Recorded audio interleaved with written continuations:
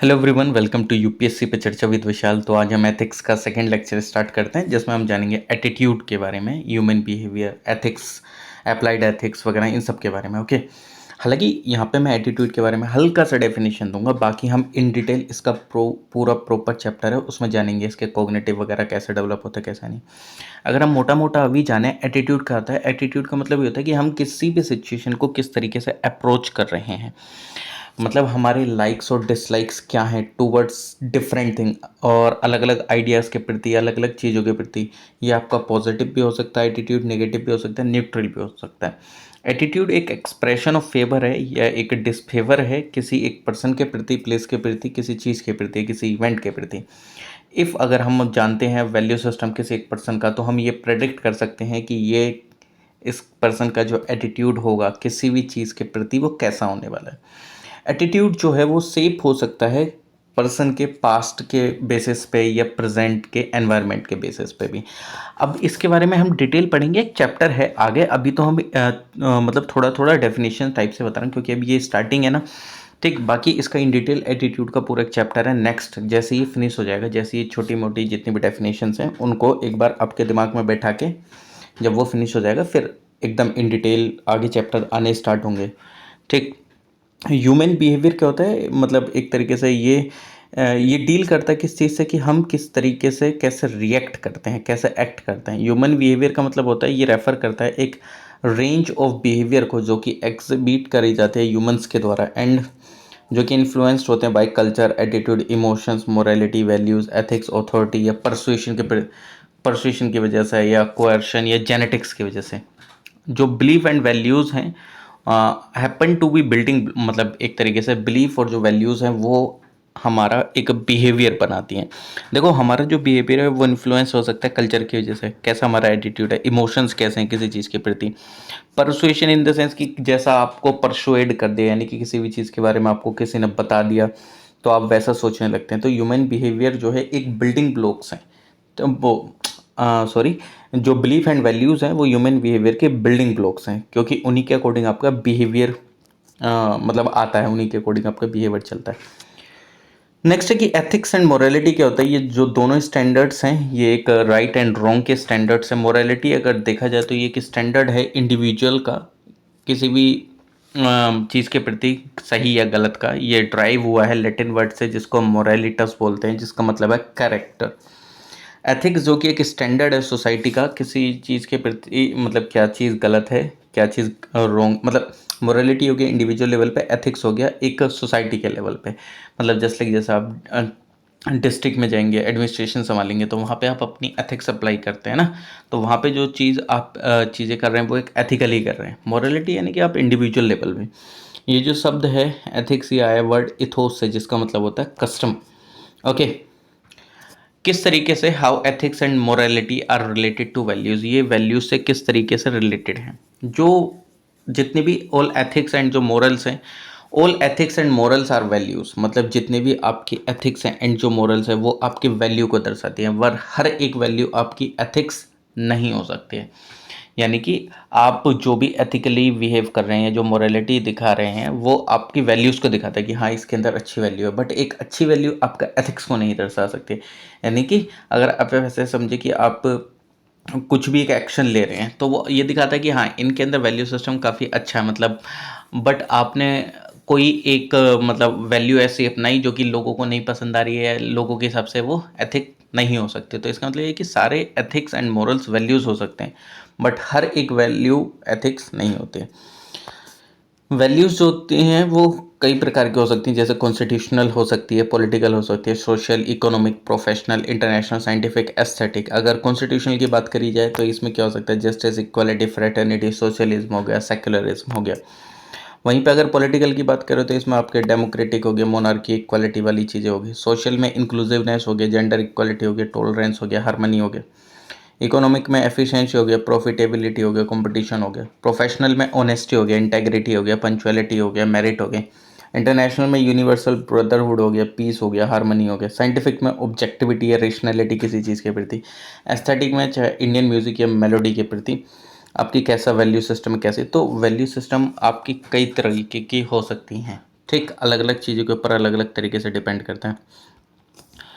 All ethics are values but all values are not ethics ही, आप ऊपर से भी समझ सकते हैं, जैसे मैंने ऊपर बताया था। जैसे ब्रेवरी, ब्रेवरी क्या होता है, ये एक वैल्यू है बट ये एथिक्स नहीं है। यानी कि आपका साहस, एक तरीके से ब्रेवरी, वो आपका एक वैल्यू है बट एथिक्स नहीं है।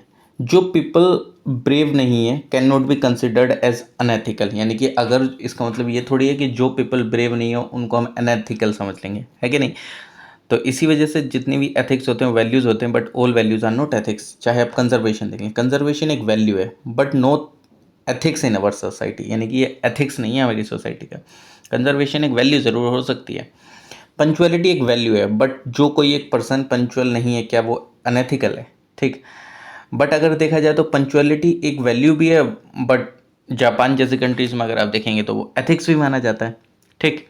हार्ड वर्क जो कि एक वैल्यू है बट ये एथिक्स नहीं है। ये आपका एक वैल्यू है, मतलब कोई एक हार्ड वर्क कर रहा है बट वो एथिक्स नहीं है। यानी कि जो हार्ड वर्क नहीं कर रहा है तो क्या वो एथिकल नहीं है पर्सन। ठीक। तो इस वजह से आप यहाँ पे देख सकते हैं कि all values, all ethics are values, all values are not ethics. Ethical values जो हैं वो एक सबसेट है ऑफ वेरियस वैल्यूज के, जो कि हेल्ड करी जाती है किसी पर्सन के द्वारा। जैसे जो एक मैन है is not only the product but also the producer of his culture. यानी कि वो एक प्रोडक्ट नहीं है कोई एक इंसान किसी भी कल्चर का, बट वो प्रोड्यूसर भी है उस कल्चर का।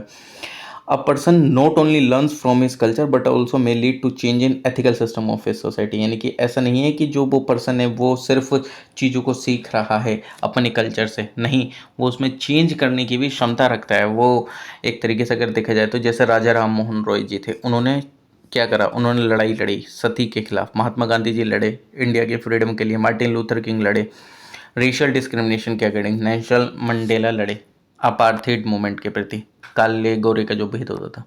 ठीक। तो एथिक्स जो है कि एक एब्स्ट्रैक्ट एंड सब्जेक्टिव है नेचर में, डेट इज़ कि ये अफेक्टेड है इंडिविजुअल के इमोशन से भी एंड परसेप्शन से भी। ठीक। तो यानी कि इसको अफेक्ट करा जा सकता है इंडिविजुअल्स के इमोशंस एंड परसेप्शन को लेके भी। अगर देखा जाए तो एथिक्स हमारे प्राइवेट एंड पब्लिक रिलेशंस में हम कैसी होती है। गांधी जी ने बोला था, Gandhi ji said for achieving non violent and truthful society it is important to have good relationship. यानी कि गांधी जी ने ये बोला था कि अगर हमें non violent and truthful society को देखना है, अचीव करना है, तो ये इंपॉर्टेंट है कि हमारे गुड रिलेशनशिप होने चाहिए, एक अच्छा संबंध होना चाहिए। रिलेशनशिप हमारे बेस्ड होते हैं 4 प्रिंसिपल्स पे। जैसे कि सबसे फर्स्ट रेस्पेक्ट होनी चाहिए, अंडरस्टैंडिंग होनी चाहिए, एक्सेप्टेंस होनी चाहिए, अप्रिशिएशन होना चाहिए। यानी कि आप सामने वाले पर्सन की एक तरीके से रेस्पेक्ट करें, इज्जत दें उसको, उसको समझने की कोशिश करें, उसकी चीज़ों को भी एक्सेप्ट करें। ये नहीं कि आप उसको नेग्लिजिबल करते रहेंगे हर एक चीज़ को, उसको अप्रिशिएट करें किसी भी चीज़ों के लिए, अप्रिशिएशन भी होना ज़रूरी है। अगर एथिक्स पब्लिक रिलेशन में देखी जाए तो ये क्या है पब्लिक रिलेशन में, कि जो एक पब्लिक रिलेशन होता है वो फॉर्मल होता है हमारा एक इन नेचर। यानी कि ऐसा थोड़ी आप हर एक के साथ एकदम तरीके से, मतलब इफ़ अगर आप डिस्ट्रिक्ट एडमिनिस्ट्रेशन में हैं तो आप फॉर्मल वे में नहीं बिहेव करते, इनफॉर्मल वे में बिहेव कर रहे हैं, जस्ट लाइक जैसे आप अपनी पर्सनल लाइफ में बिहेव करें। नहीं, public relation formal in nature आपको देखने को मिलेगी। Relationship between 3 organs of government, वहाँ पे आपको देखने को मिल जाएगी। रिलेशनशिप जो होती है सिविल सर्वेंट की सिटीजन के साथ, या पंचशील जैसी चीज़ें आपको ऑर्गेनाइजेशन लेवल पे देखने को मिल जाती हैं। सोशल कॉन्ट्रैक्ट थ्योरी है, सोशल कैपिटल है। यानी कि आपको अलग अलग जगह में अलग अलग तरीके से रोल निभाना पड़ता है। जैसे जो रोल है सोसाइटी का, फैमिली का, एजुकेशनल इंस्टीट्यूशन का, इन value inculcation sources of value, मतलब अगर आप देखें तो फैमिली का रोल भी होता है भाई साहब आपके वैल्यू सिस्टम में, है कि नहीं। ऐसा थोड़ी है कि आप खुद बे खुद आपके आगे, नहीं, आपने देखा है फैमिली, सोसाइटी, एजुकेशन इंस्टीट्यूशन से सीखा है। तो there is nothing called self made man, we are made up of thousand of other. यानी कि ऐसा नहीं है कि आप खुद ही एक इंसान में, नहीं, आपको बनाने में हजारों लोगों का योगदान है, क्योंकि आपने कभी किसी को देखा, वहाँ से ये सीखा, वहाँ से कुछ और सीखा, वहाँ से कुछ अच्छी आदतें सीखी, किसी और से कुछ गंदी आदतें सीखी। ठीक है। एक जो मैन है is usually closest to 5 people closest to him, मतलब वो 5 लोगों के जैसा आपको देखने को मिल जाएगा जो उसके सबसे ज़्यादा करीबी होंगे आपको, कोई भी एक इंसान।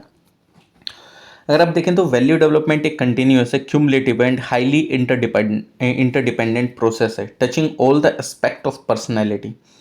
Factor which affect the value structure of an individual can be both natural as well as environmental, यानी कि जो आपके वैल्यू सिस्टम स्ट्रक्चर को अफेक्ट करते हैं वो नेचुरल भी हो सकते हैं भाई साहब, एनवायरमेंटल भी हो सकते हैं। जो काफ़ी जो पर्सनल एट्रीब्यूट है जैसे कि इंटेलिजेंस, क्रिएटिविटी एंड टेम्परेंस जो कि इन्फ्लुएंस करता है डेवलपमेंट को वैल्यूज़ के। हाउएवर ये एनवायरनमेंट है जो कि एक प्ले करता है एक मोस्ट इंपॉर्टेंट रोल डेवलप करने में वैल्यू स्ट्रक्चर को पर्सन की। ठीक, स्टेजेस क्या हैं भाई साहब मोरल डेवलपमेंट की? तो कोहेल वर्ग ने 6 स्टेजेस बताई थी जो कि ग्रुप है इनटू 3 लेवल्स। एक है pre conventional, conventional and post conventional.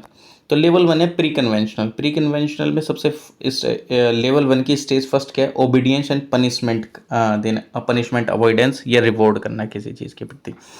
Stage 2 है सेल्फ ओरिएंटेशन। लेवल 2 आता है इनके में कन्वेंशनल, जिसकी स्टेज 3 क्या है कि इंटरपर्सनल अकॉर्ड एंड कन्फर्मिटी करना। अभी इनके बारे में देखेंगे भाई, ठीक है। स्टेज 4 है कि अथॉरिटी एंड सोशल ऑर्डर को मेंटेन करना और मेंटेनिंग ओरिएंटेशन। लेवल 3 क्या? Post conventional. स्टेज 5 है जो कि सोशल कॉन्ट्रैक्ट ओरिएंटेशन है। स्टेज 6 यूनिवर्सल एथिकल प्रिंसिपल्स जो होते हैं। ठीक, अभी इनके बारे में हम जानेंगे, ऐसा नहीं है, बट हाँ 3 लेवल बताए थे उन्होंने जो कि मतलब एक मोरल डेवलपमेंट आप क्या करते हैं, प्री कन्वेंशनल, एक कन्वेंशनल, एक पोस्ट कन्वेंशनल, यानी कि एक स्टार्टिंग में वो जो आप आज्ञाकारी टाइप से करते हैं, एक तरीके से पनिशमेंट का अवॉइडेंस करते हैं, रिवॉर्ड पाते हैं अलग अलग चीज़ों के लिए। ठीक, तो वो हर एक प्रोसेस है, यानी कि ऐसा समझ लो बचपन से बुढ़ापे तक का एक सफ़र। ठीक, ह्यूमन वैल्यूज़ जो कि रोल ऑफ फैमिली। फैमिली क्या है कि देखो फैमिली जो कि एक फर्स्ट इनफॉर्मल एजेंसी है सोशलाइजेशन के लिए। ऐसा बोला जाता है कि जो फैमिली जो कि हमारा एक फर्स्ट स्कूल है एंड जो मदर है वो हमारी फर्स्ट टीचर है। वैल्यू फॉर्मेशन जो कि काफ़ी ज़्यादा हाई होती हैं फैमिली से, फैमिली के थ्रू ही आप वैल्यू फॉर्मेशन करते हैं सबसे ज़्यादा, क्योंकि वहाँ पे आपका हाई इमोशनल अटैचमेंट रहता है। चाइल्ड रियरिंग प्रैक्टिसेस जैसे कि प्रैक्टिसेस जैसे डेमोक्रेटिक एंड ऑथोरिटेरियन आपको देखने को मिल जाएगा। इफ़ अगर जो चाइल्ड है वो रेज हुआ है एक ऑथोरिटेरियन मैनर में तो वो लेस कंसर्न होगा डेमोक्रेटिक वैल्यूज़ के प्रति। रोल मॉडल जस्ट लाइक जैसे चाइल्ड सब कॉन्शियसनेस एंड कॉन्शियसनेस लर्न हुई है उसकी पेरेंट्स के बिहेवियर से। गांधी जी ने बोला कि गांधी जी सेड इन्होंने सीखा था टेक्निक सत्याग्रह एंड फास्टिंग की अपनी मदर से एंड वाइफ से। ठीक, तो हूँ बच्चा जो कोई भी है या आप भी हैं या मैं हूँ, तो हमने अपनी फैमिली से काफ़ी सारी चीज़ें सीखी हैं, क्योंकि हमारा फर्स्ट जो टीचर थे वो हमारे घर वाले ही थे, मतलब मदर थी सबसे पहले तो। ठीक, ह्यूमन वैल्यूज़ अगर देखा जाए तो एजुकेशनल इंस्टीट्यूशन का क्या रोल है? सबसे पहले आता है भाई साहब देखो गुरुकुल सिस्टम। ये एक फॉर्म ऑफ डायलॉग है जिसमें स्टूडेंट क्वेश्चन पूछते हैं, गुरु जो है उनके आंसर करते हैं। फिर है डाटा, वहाँ से इंफॉर्मेशन लेना, नॉलेज बनाना, फिर अपनी विस्टम उसी तरीके से तैयार करना। नेशनल एजुकेशन पॉलिसी के प्रति अगर आप देखेंगे तो एजुकेशन को एक मोस्ट इम्पोर्टेंट टूल माना गया है टू मतलब इनकलकेट करने के लिए वैल्यूज़ को चिल्ड्रन के अंदर में। ठीक, टीचर का रोल क्या है? जो टीचर है वो सर्व करता है as a role model student का, जस्ट लाइक जैसे गोपाल कृष्ण गोखले जो कि पॉलिटिकल गुरु थे किसके? गांधी जी के। एंड उन्होंने अलग अलग तरीकों में एक शेप करा आइडियोलॉजी को एंड आउटलुक को गांधी जी के towards India and life. And जो एटिकेट्स हैं एंड जो वैल्यूज़ हैं वो इम्पार्ट करी उन्होंने चिल्ड्रंस में, जैसे कि इन Japanese system in first 4 year जो बेसिक एटिकेट्स हैं वो सिखाए जाते हैं, वैल्यूज़ सिखाई जाती हैं बच्चों को। चिल्ड्रन को ये भी सिखाया जाता है मतलब किस तरीके से टॉयलेट वगैरह साफ़ करी जाए। नीदरलैंड में जो प्लास्टिक है वो यूज़ नहीं होती क्लास में। इन स्टार्टिंग जो काफ़ी सारे इन्फ्यूअर्स जो स्टूडेंट थे उनको सिखाया गया टोट इन नेचुरल एनवायरनमेंट, जिससे कि वो एक पॉजिटिव वैल्यू सिस्टम डेवलप करें अपना नेचर के प्रति कि हाँ भाई सब देखो प्लास्टिक से नेचर को हार्म पहुँचता है। ठीक, behaviour into attitude just like जैसे कॉर्पोरल पनिशमेंट होता है, जिस टाइम पे जो चाइल्ड है वो सफ़र होता है कॉर्पोरल पनिशमेंट से, तो वो कॉलेज जाता है तो वो देखता है ही वुड थिंक कि ये it is right to do ragging of juniors, मतलब जूनियर्स की रैगिंग करना अच्छी बात है। बट जिस टाइम पे वो फादर बनता है तो वो थिंक फिजिकल पनिशमेंट जो कि एक राइट वे है डिसिप्लिन करने का बच्चों को। लेकिन जिस टाइम पे वो कोप बनता है तो वो सोचता है कि जो कस्टोडियल टॉर्चर है वो जस्टिफाइएबल है एक्सट्रैक्ट करने के लिए confession from criminal and so on. ठीक, तो मेरे हिसाब से अभी हम इसको यहीं पे रोकते हैं, क्योंकि मैंने सोचा है कि इसको 10 से 15 minute max to max 20 minute तक करेंगे। ओके, और इफ़ अगर आपका कोई भी डाउट हुआ करे कमेंट सेक्शन में कमेंट कर दीजिएगा। ओके, तो चलिए मिलते हैं नेक्स्ट लेक्चर में। Bye everyone, take care, thank you and please like share comment and subscribe YouTube channel UPSC पे चर्चा विद विशाल।